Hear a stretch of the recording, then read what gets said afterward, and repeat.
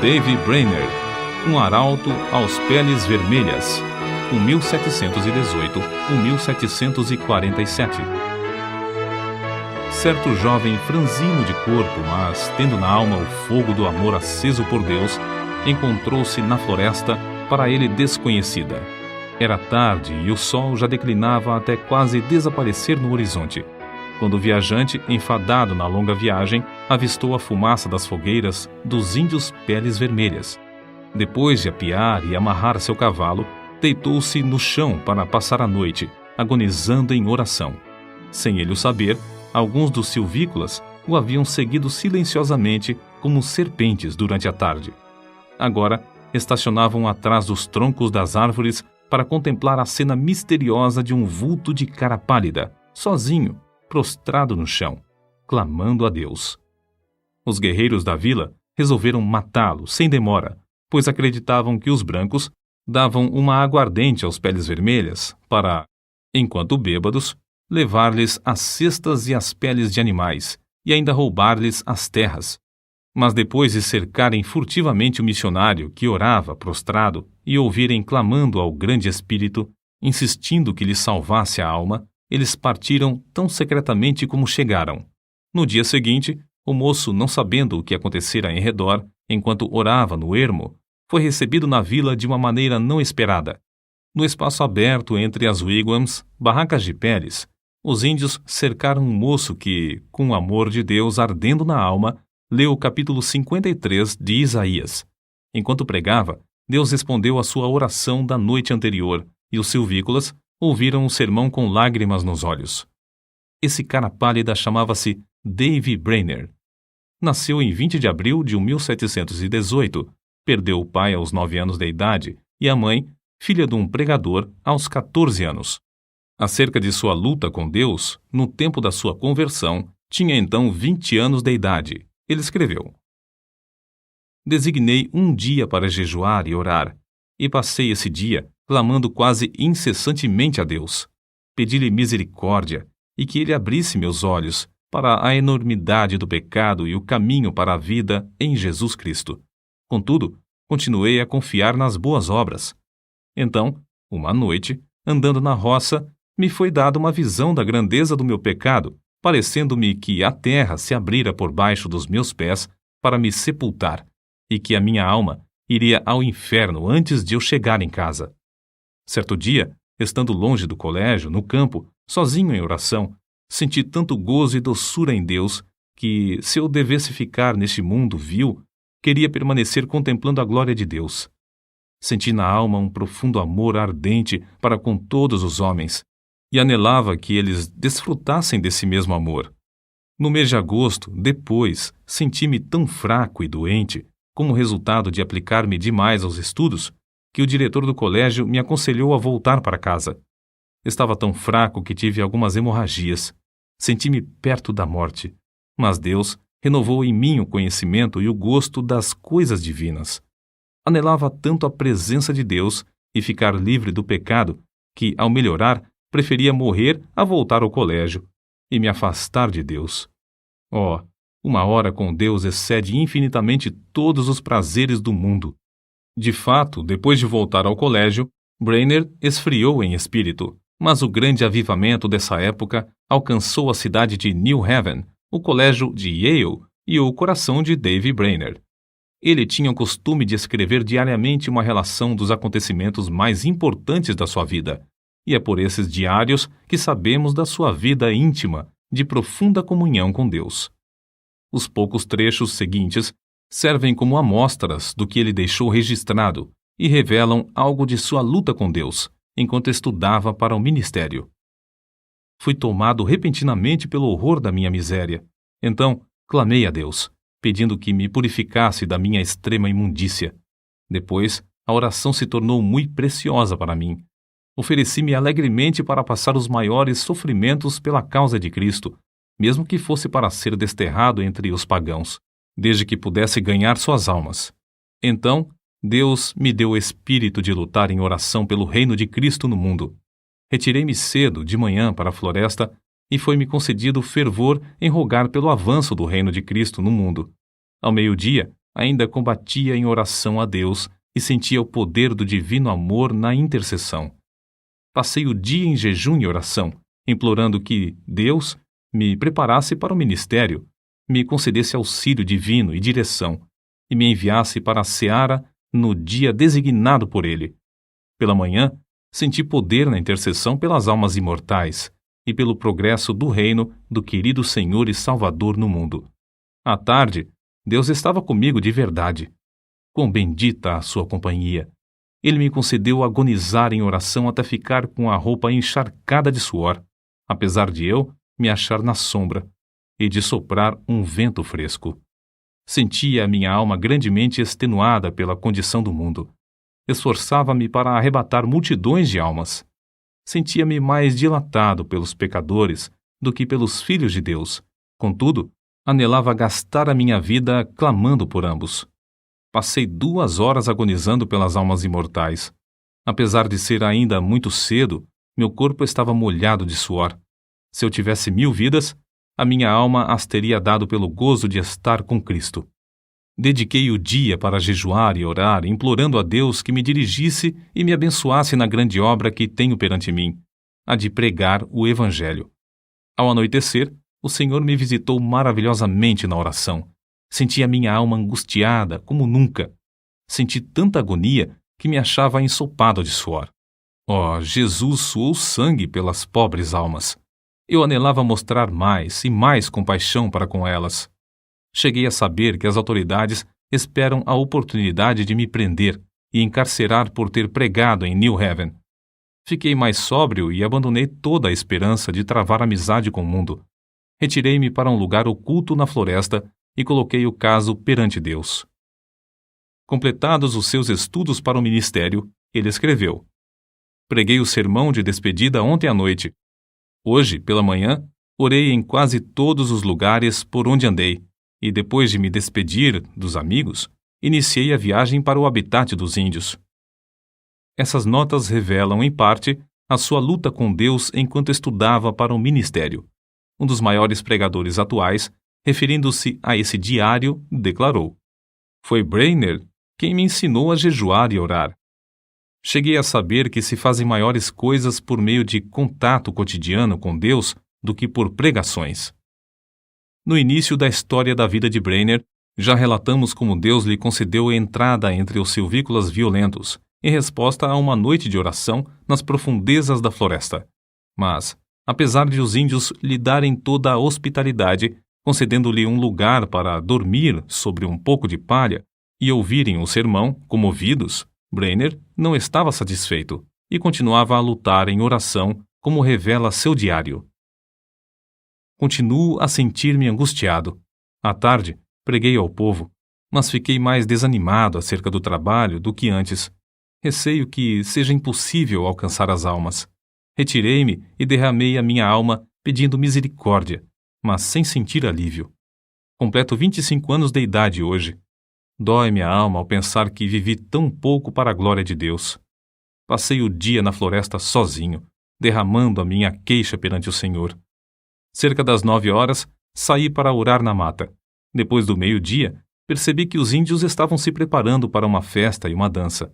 Em oração, senti o poder de Deus e a minha alma extenuada como nunca antes na minha vida. Senti tanta agonia e insisti com tanta veemência que, ao levantar-me, só conseguia andar com dificuldade. O suor corria-me pelo rosto e pelo corpo. Reconheci que os pobres índios se reuniam para adorar demônios e não a Deus. Esse foi o motivo de eu clamar ao Senhor que se apressasse em frustrar a reunião idólatra. Assim, passei a tarde orando incessantemente, pedindo auxílio divino para que eu não confiasse em mim mesmo. O que experimentei enquanto orava foi maravilhoso. Parecia-me que não havia nada de importância em mim, a não ser a santidade de coração e vida, e o anelo pela conversão dos pagãos a Deus. Desapareceram todos os cuidados, receios e anelos. Todos juntos pareciam-me de menor importância que o sopro do vento. Anelava que Deus adquirisse para si um nome entre os pagãos, e lhe fiz o meu apelo com a maior ousadia, insistindo em que ele reconhecesse que eu o preferia à minha maior alegria. De fato, não me importava onde ou como morava, nem a fadiga que tinha de suportar. Se pudesse ganhar almas para Cristo. Continuei assim toda a tarde e toda a noite. Assim revestido, Brainerd, pela manhã, voltou da mata para enfrentar os índios, certo de que Deus estava com ele, como estivera com Elias no Monte Carmelo. Ao insistir com os índios para que abandonassem a dança, eles, em vez de matá-lo, desistiram da orgia e ouviram a sua pregação de manhã e à tarde. Depois de sofrer como poucos sofrem, depois de se esforçar de noite e de dia, depois de passar horas inumeráveis em jejum e oração, depois de pregar a palavra a tempo e fora de tempo, por fim, abriram-se os céus e caiu fogo. Os seguintes excertos do seu diário descrevem algumas dessas experiências gloriosas. Passei a maior parte do dia em oração, pedindo que o Espírito fosse derramado sobre o meu povo.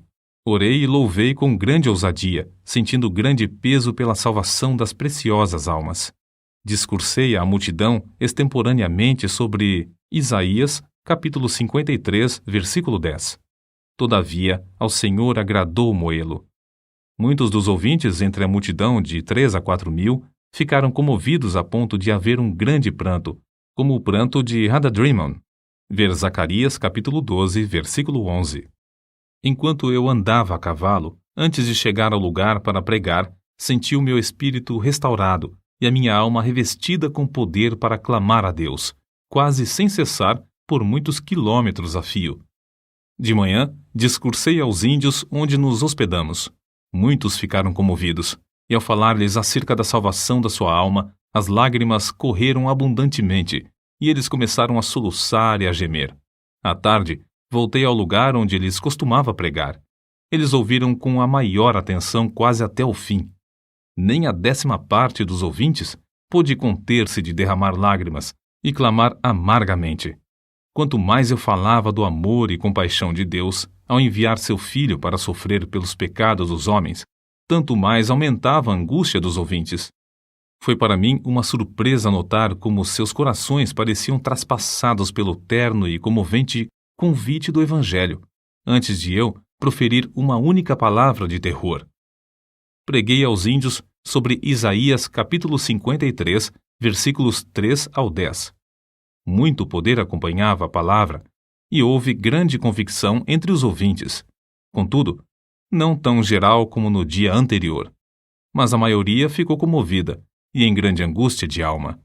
Alguns não podiam caminhar, nem ficar em pé. Caíam no chão como se tivessem o coração traspassado e clamavam sem cessar, pedindo misericórdia. Os que vieram de lugares distantes foram levados logo à convicção pelo Espírito de Deus. À tarde, preguei sobre Lucas, capítulo 15, versículos 16 ao 23. Havia muita convicção visível entre os ouvintes, enquanto eu discursava. Mas, ao falar particularmente depois a alguns que se mostravam comovidos, o poder de Deus desceu sobre o auditório como um vento veemente e impetuoso e varreu tudo de maneira espetacular.